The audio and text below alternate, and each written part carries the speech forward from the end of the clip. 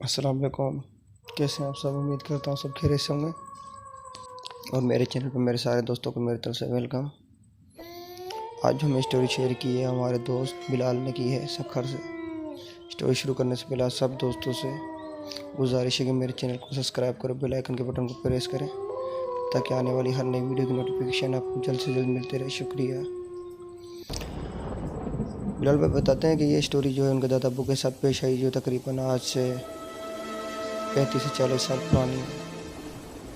जब उनके दादा अब्बू यंग हुआ करते तो वो दरिया से उनसे मछली पकड़ के अलग अलग इलाकों में उनको सप्लाई किया करते थे। उनका काम था, रोज़गार था। एक दिन जब वो मछली पकड़ने गए तो वापसी में उनको देर हो गई, मगरिब की अज़ानें हो चुकी थी। तो जब वो वापसी आ रहे थे तो एक बीच में जंगल आता है जहाँ से उनको गुजर के मखसूस एक जंगल की तरह झाड़ियाँ दरख्त है, जहाँ पे वहाँ से गुजर के उनको घर की तरफ आना पड़ता है। जब वो वापसी में घर की तरफ आ रहे थे और जंगल से गुजरने लगे तो उनको पीछे से अपने से एक मखसूस आवाज़ आने लग गई, जैसे कोई उनका ताक़ुब कर रहा है, कोई उनके पीछे है। जब उन्होंने पीछे मुड़ के देखा तो उन्हें कोई चीज़ नज़र नहीं आई।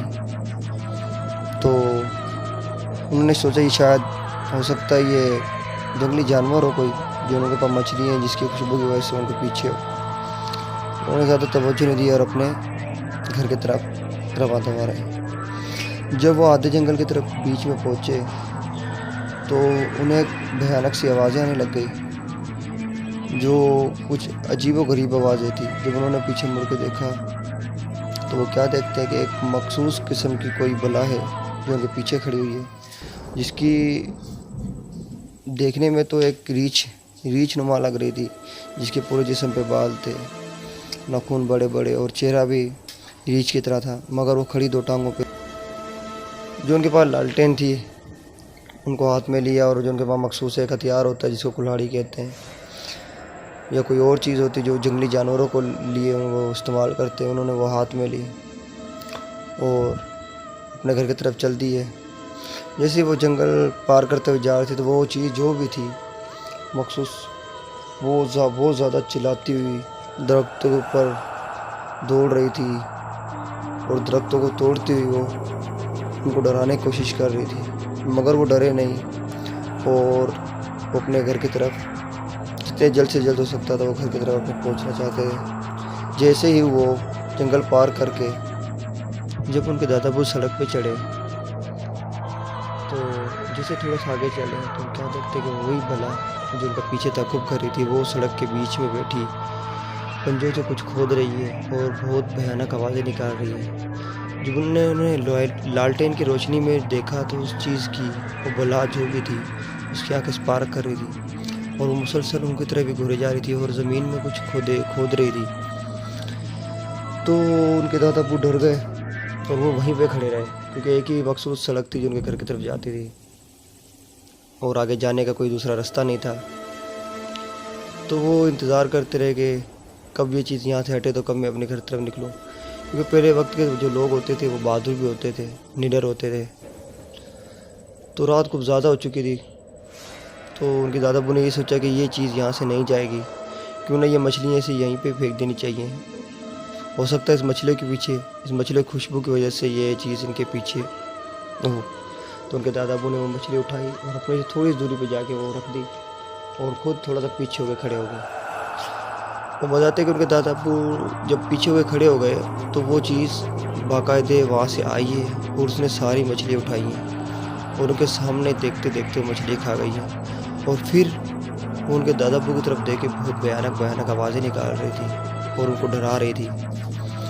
उनके दादा अब्बू ये समझ नहीं पा रहे थे कि अब तो उसको मछली भी मिल चुकी मगर अब भी वो उनको देख के आवाज़ें निकाल रही है और उनके ऊपर हमलावर होने की कोशिश करी मगर हमला नहीं कर पा रही, क्योंकि उनके पास लालटेन थी और कुल्हाड़ी थी। तो अब वो समझ चुके थे कि ये चीज़ इनको इतनी जल्दी नहीं छोड़ेगी। उन्होंने बेहतरी सी नहीं समझी कि उन्होंने जो लकड़ी होती हैं गाँव में, सूखी लकड़ी इकट्ठी करी वहीं से और लालटेन में थोड़ा सा तेल निकाल के वहाँ पे आग लगा के बैठ गए।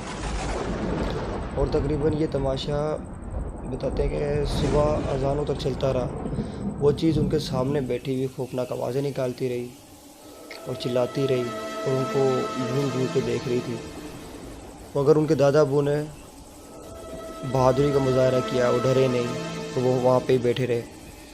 जब सुबह हुई तो उनके घर वाले परेशान थे। जब उनके दादा अबू घर पे आए तो उन्होंने पूछा कि आप रात के वक्त कहाँ थे, तो उन्होंने सारा माजरा उनको बताया। कैसे जी एक चीज़ थी जो उनके पीछे लग गई थी और जब अजानें हुई तो वो चीज़ वहाँ से गायब हुई और उनको काफ़ी दिन तक उनकी तबीयत ख़राब रही थी, जिसकी वजह से उन्होंने फिर ये काम छोड़ दिया और उन्होंने दूसरा काम शुरू कर लिया अपने गाँव में। उसके बाद कभी भी वो देर रात के वहाँ सड़क से नहीं आए और ना ही अपने किसी बेटे को आने देते थे। और वो यही कहते थे कि जो भी काम हो दिन की रोशनी में करो, क्योंकि रात के वक्त ये जंगल बहुत खौफनाक, बहुत ख़तरनाक है। क्योंकि यहाँ पे अभी भी यही बताया जाता है कि यहाँ पे बहुत सारे ऐसी बलाएँ हैं जो इंसान को नज़र भी आती हैं, दिखती भी हैं और उनके ऊपर हमलावर भी होती हैं। काफ़ी बंदों को तो उन्होंने जानी नुकसान भी पहुँचाया, मगर उनके दादा अबू खुश नसीब थे जिन्होंने अल्लाह से मदद मांगी और आग के सामने वो आग जला के पूरे बैठे रहे, जिसकी वजह से वो चीज़ हमलावर ना हो सके उनके ऊपर। उनके पास कुल्हाड़ी भी थी।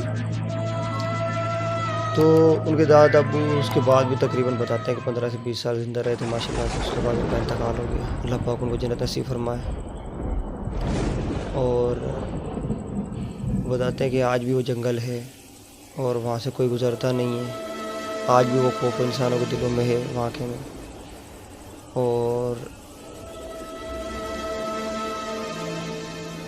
और ये थी आज की स्टोरी हमारे दोस्त की, बिलाल की, जो उन्होंने हमसे शेयर की थी।